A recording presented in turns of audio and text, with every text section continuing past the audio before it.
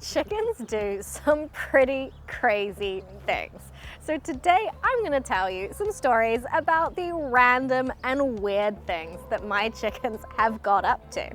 Now, chickens are really good at being chickens. They are chickens, so their behavior is that of chickens. And from that perspective, they are a very social animal. They like schedules and routines and habits, and they're really, really good at learning from observation of other birds. And the first example of that is the pukekos. Now, a pukeko is kind of a swampy bird that kind of runs around most places here in New Zealand, and a lot of them live out in the orchard here behind me. And they come across into my yard and generally run about and cause havoc. But those pukekos taught my chicken flock how to pull beans out of the pods when I'm trying to grow beans in my garden. So I saw the pukekos do it, and then a few days later I saw my chickens come out and start pecking the beans out of the pods, and they learned that from the pukekos. So something to keep in mind, they learn well from each other.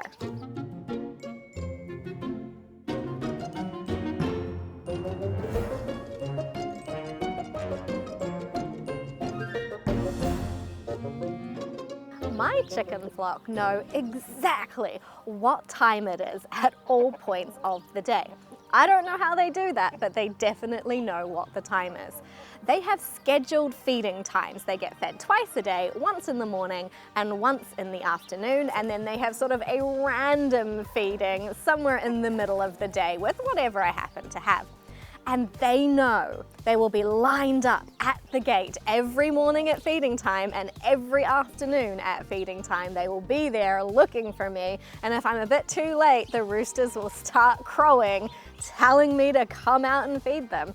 And sometimes in the morning, a hen will get out, the only time of the day she'll ever get out if I'm trying to have a sleep in, and she will come to where she knows that I sleep and generally muck about there, making lots of noise until I get out and go and feed them.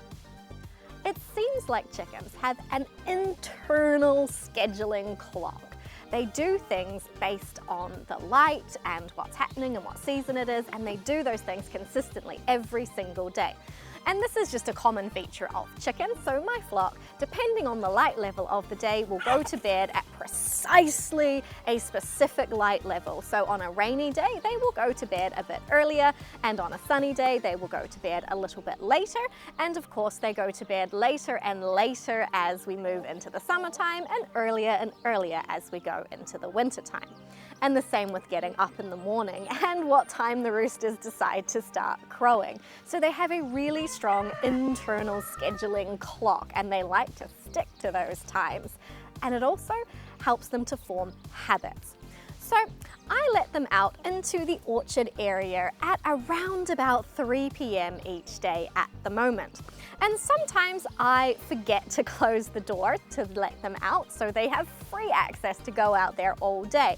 But they won't go out there. They wait until around 3 o'clock and then they go out there. They're that set on their schedule. It's quite amusing, doesn't make a lot of logical sense, but chickens are going to chicken.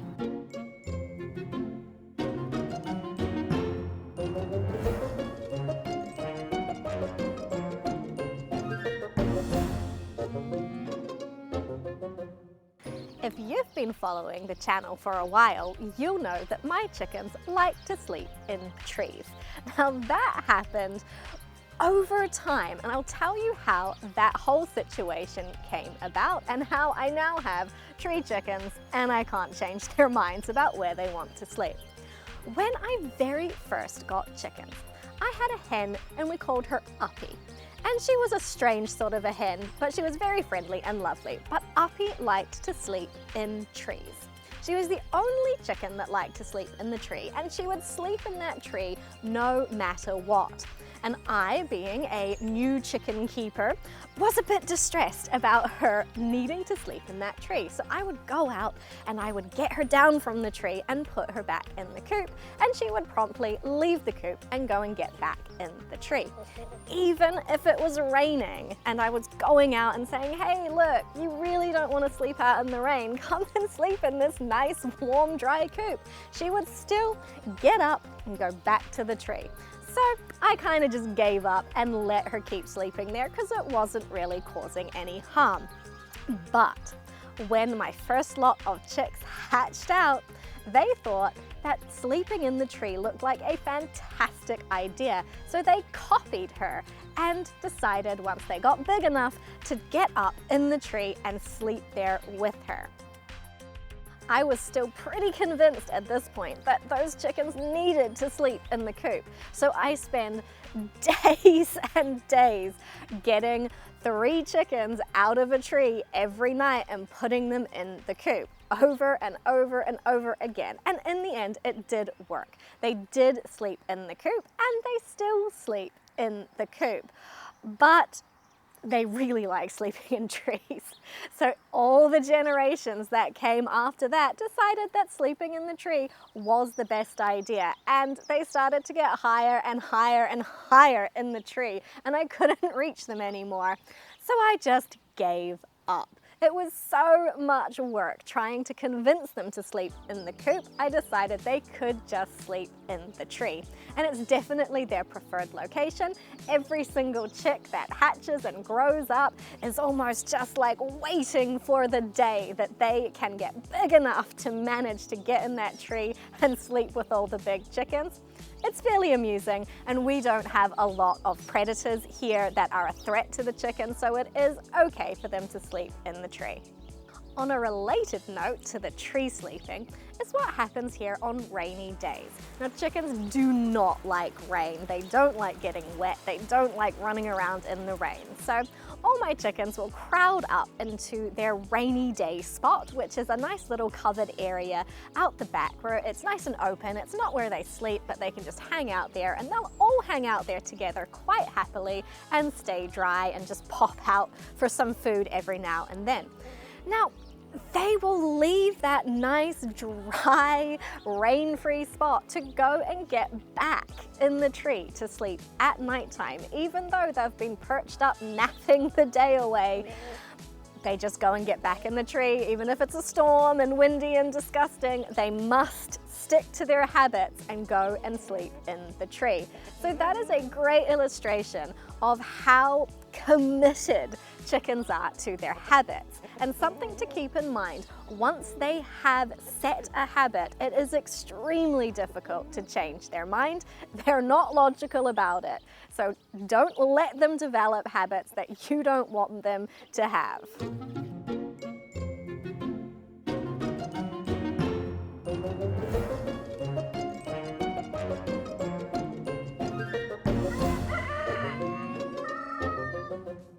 One thing that chickens are really not good at is understanding how gates work. Now that makes sense because, you know, in the wild, in their natural state, there's no gates in a jungle or the forest, but there are gates how we keep them today as domestic chickens in our backyards, and they just cannot figure out gates. The occasional individual chicken will figure out how a gate works, but most of my chickens, if they get out, they really can't figure out how the gate works to get back in, and they'll run back and forwards and completely miss the gate even if it's wide open.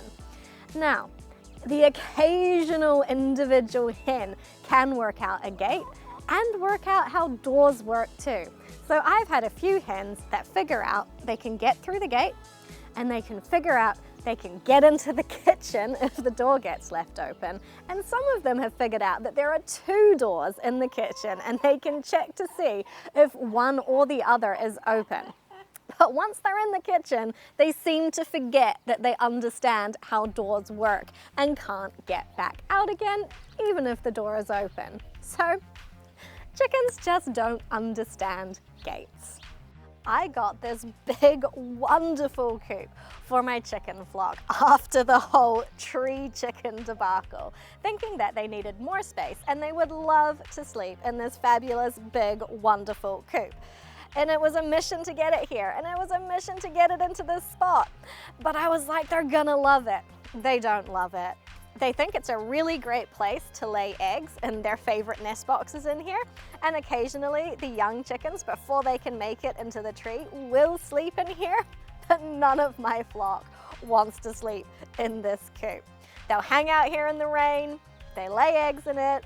They think it's a pretty cool spot for the daytime, but they will not sleep here. So let that be a lesson. They're not necessarily going to appreciate the efforts that you go to give them a wonderful, wonderful place to sleep. And this is where they like to lay their eggs. And we're going to talk about nest boxes and the arguments that ensue about the favorite nest box. Chickens like to copy each other, and that seems to be mostly apparent when they decide which is their favorite nest box for laying eggs. Now, I have so many hens that they tend to have 2 or 3 favorite nest boxes, but they definitely all like to crowd up and just lay in a few. Now, which is the favorite changes? I have no idea what information is informing their decision making on which is the best box, but as soon as 2 chickens decide that that's the box, then that is the box that everyone will want to lay in, even though to me it looks like there are multiple exactly the same nest boxes all next to each other. So right now there's 2 hens in here laying eggs in the 2 favorite nest boxes, and if another hen wants to come and lay an egg, they will have an argument about it instead of just going to the other nest boxes that are right there where they could peacefully and happily lay their eggs with no arguments. I don't know why they do it, but it is pretty consistent, and at least it makes it convenient for me when I'm going out to collect the eggs. If you have a flock of chickens, I'm sure you have some wild and wacky and illogical to human stories to tell about what they've got up to, and I would love to hear your stories in the comments.